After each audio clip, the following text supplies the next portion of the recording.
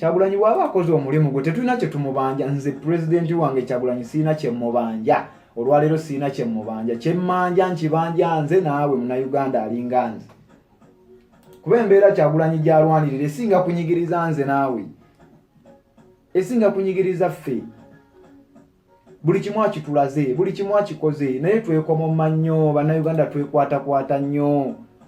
Abasajja be tutya nabo batutya. Omusajja yatugamba newe buba bumyo nga bwakuŋŋaanye ng'obugitwala terinnya kiky'otamanyaawo, kiky'otalaba. Kiky'otalaba. Kati Museveni ali omu ne ka gurupu ke k'abantu batono nnyo. Omusajja yatugamba tekaweza na 1% ku population ya Munnayuganda. Okusinga okusigala nga tukomplaininga. Wakiri tetugenda ne tutuula mu kkubo. Waliwo abasajja baali Hongo Kongo baagenda bakiyita sit-in protest. Baatuula butuuzi mu kkubo n'ebipande byabwe tebalina gwe banyeze, tebalina jjinja lye bakasuka, tebaleekaanye, tebalina gwe bavumye. Embeera ne bateekawo embeera ebintu ebisinga byakyuka Hongo Kongo.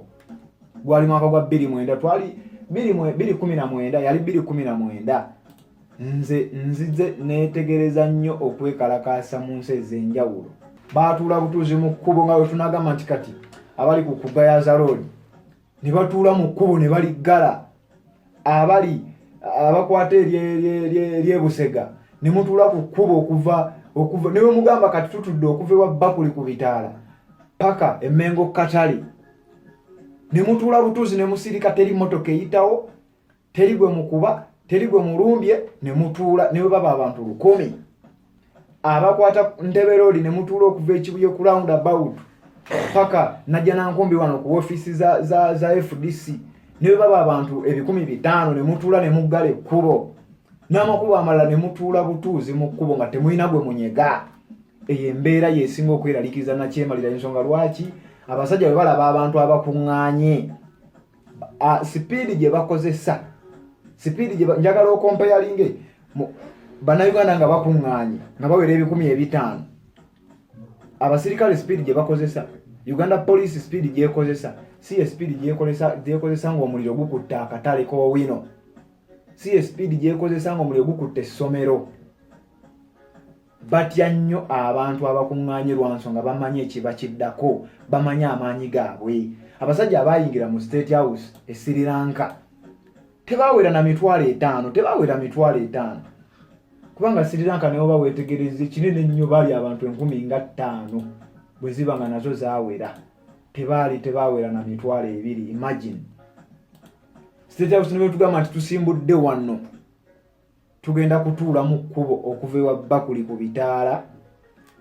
Tutuule mu kkubo nga tetulina gwe tuvuma, tetulina gwe tunyega, tetulina gwe tuleekaanidde, tetulina gwe tukubye ejjinja, tetukumye ebipiira kubanga ekyo ekintu bakyekwasa nnyo.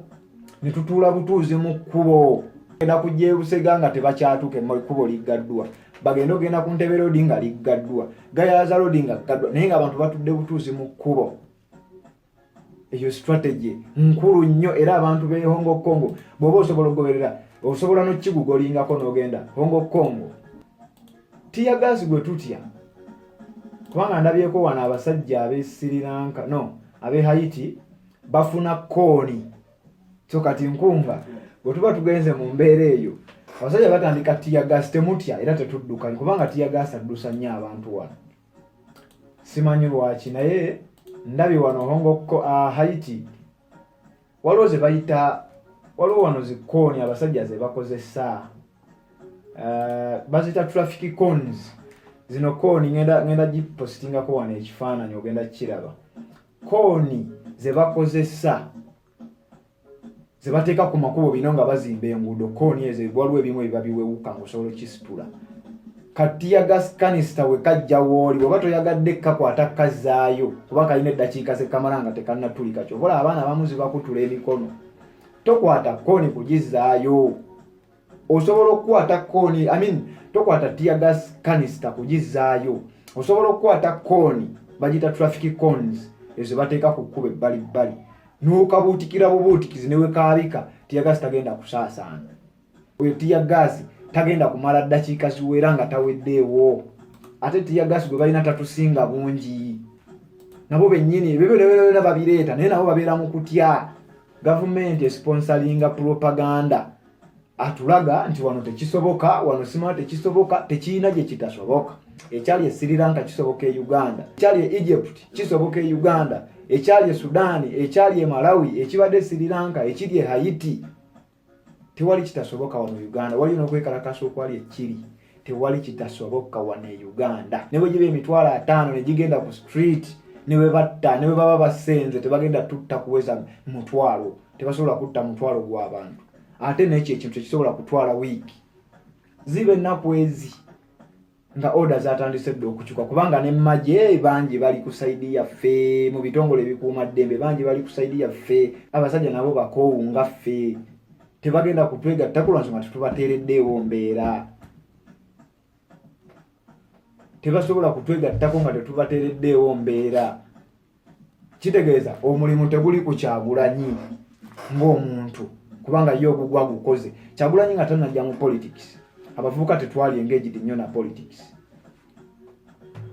Wabula okuva 2017 Kyagulanyi wayingiridde politics, abavubuka bazuukuse nnyo. Kyagulanyi atugudde obwongo. Twandibadde tumuwana credit n'atuula ewuwe n'awummula n'atulaba ku street nga tukola omulimu nga twekulembedde nga tetumuyise tetumulinze. Bw'aba asazeewo okutwegattako n'atusangayo busanzi kubanga okunyigirizibwa okw'amaanyi kuli kunze naawe. Tetulina kulinda musajja kubanga ye ogugwe agukoze. Tetulina na kyetumubanja.